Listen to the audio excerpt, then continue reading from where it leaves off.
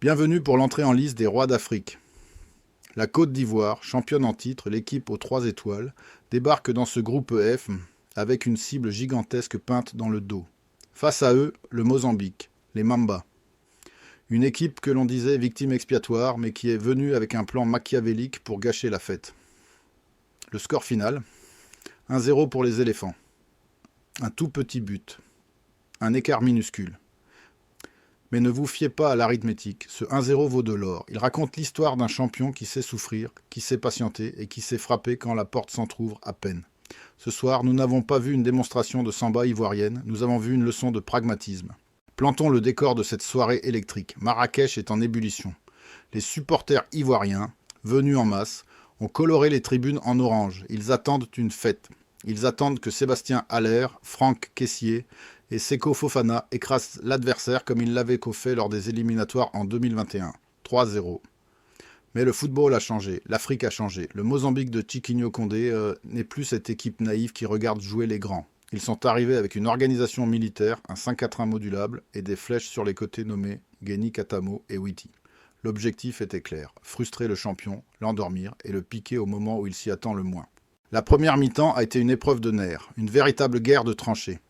La Côte d'Ivoire a confisqué le ballon. Evan Ndika et Odilon Kosunu, la charnière centrale de Bundesliga, ont joué dans un fauteuil montant jusqu'au rond central. Mais devant, c'était le désert. Le bloc mozambicain était impénétrable. Reinildo Mandava, le défenseur de l'Atlético Madrid, a livré un masterclass défensif pendant 45 minutes. Il était partout. Sur les talons de Haller, sur les lignes de passe de Fofana. Les éléphants tournaient en rond. On voyait Franck Kessié lever les bras, demander plus de mouvement. On voyait Emer Faé, le sélectionneur, s'agiter sur son banc. Plus vite, hurlait-il. Mais rien n'y faisait, le Mozambique tenait bon. Mieux, à la 30e minute, Guéni Katamo a fait passer un frisson glacé dans le stade. Sur une perte de balle ivoirienne, l'ailier du Sporting a remonté 40 mètres de balle au pied, éliminant 2 joueurs avant de frapper juste à côté du poteau de Yaya Fofana. C'était l'avertissement. Le message était clair. Si vous vous endormez, on vous tue. À la mi-temps, 0-0, le doute commençait à s'installer. Est-ce que la Côte d'Ivoire allait tomber dans le piège du syndrome du champion? Non. Mais les grandes équipes ont cette capacité à se réinventer dans le vestiaire. Au retour de la pause, le visage des éléphants a changé. Plus d'intensité, plus de verticalité. Et la lumière est venue très vite. 49e minute, le moment de bascule. Tout part d'une récupération haute de Seko Fofana. Le ballon arrive sur le côté droit. Le centre n'est pas parfait, il est un peu haut, un peu flottant. Mais dans la surface, il y a un homme qui ne renonce jamais. Le général, le capitaine, Franck Kessié. Il ne cherche pas à marquer. Il voit avec cette vision périphérique des grands milieux que le second ballon est la clé. Il s'élève, domine son défenseur et place une remise de la tête intelligente en retrait vers le point de pénalty. Et là surgit la jeunesse. Amad Diallo, le prodige de Manchester United. Il n'est pas titulaire indiscutable, mais ce soir, il est l'homme providentiel. Il ne se pose pas de questions. Le ballon arrive, il arme. Frappe du pied droit, sèche, pure, à ras de terre. Le ballon file entre une forêt de jambes et vient mourir dans le petit filet gauche d'Hernan Silouane. 1-0, la libération. Le stade explose comme un seul homme. Kessié rugit, Diallo court vers le poteau de corner. C'est le but du soulagement. Le verrou a sauté. Après ce but, on s'attendait à voir le Mozambique s'effondrer. C'est souvent ce qui arrive aux petites équipes contre les géants. Une fois que la digue est rompue, l'eau s'engouffre. Mais pas ce soir, pas ces Mambas-là. Au lieu de baisser la tête, le Mozambique a montré les crocs. La tension est montée d'un cran, virant presque à l'agressivité. À la 54e minute, Reinildo Mandava, frustré en retard, commet une faute grossière sur Oumar Diakité. Carton jaune. C'est le signe que les Mozambicains ne sont plus là pour défendre, mais pour combattre. Ils sortent de leur coquille. Le match s'ouvre. Les 25 dernières minutes ont été un supplice pour les cardiaques. La Côte d'Ivoire a eu les balles de 2-0. Sébastien Haller, pesant mais maladroit ce soir, a eu une occasion en or à la 70e, sur un centre de Singo, mais sa tête a frôlé la barre.